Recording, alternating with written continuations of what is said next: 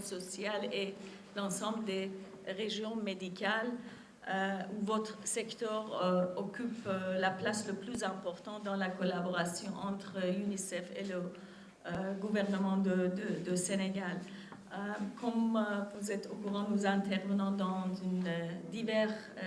domaines dans le secteur de la santé, santé maternelle et enfantine, nutrition,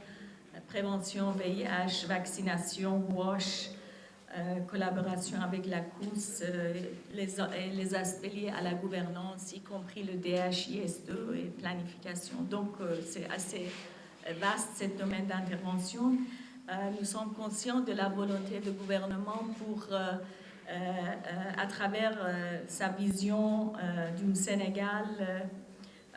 où tous les individus, les ménages et les collectivités bénéficient d'un accès universel à des services de santé et de qualité sans aucune forme d'exclusion.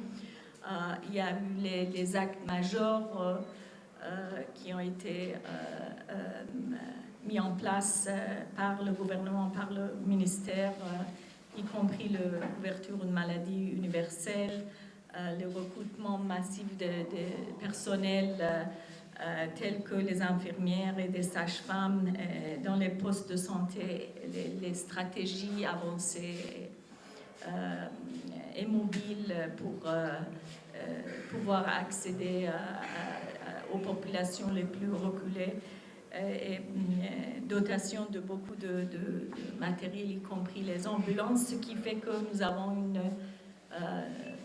une nette diminution de mortalité maternelle et infantile. Et pour pouvoir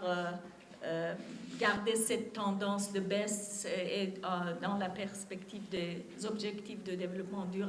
durable, il y a quand même besoin de renforcer l'accessibilité et la disponibilité des services de santé mère et enfant. Et nous saluons l'initiative du ministère de la Santé et de l'Action sociale d'avoir mis en place un plan d'urgence en vue d'accélérer la réduction de mortalité maternelle et néonatale. Et c'est dans ce contexte-là que UNICEF à l'instar des autres partenaires techniques et financiers qui sont membres de la plateforme SRMNIA, s'est engagé à soutenir le ministère par la dotation de 50 moto-ambulances dans le cadre du programme conjoint des Nations Unies des produits d'importance vitale pour la santé de mères et enfants, qui a été mise en place par une commission au sein des secrétariats des Nations Unies pour accompagner les pays dans ce domaine. Nous espérons que cette dotation d'une valeur de 155 millions francs CFA va pouvoir permettre d'améliorer l'accès aux services et va contribuer à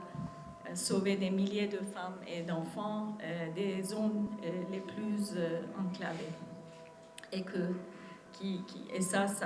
va être notre succès à nous tous. Je vous remercie, Monsieur le Ministre. Merci,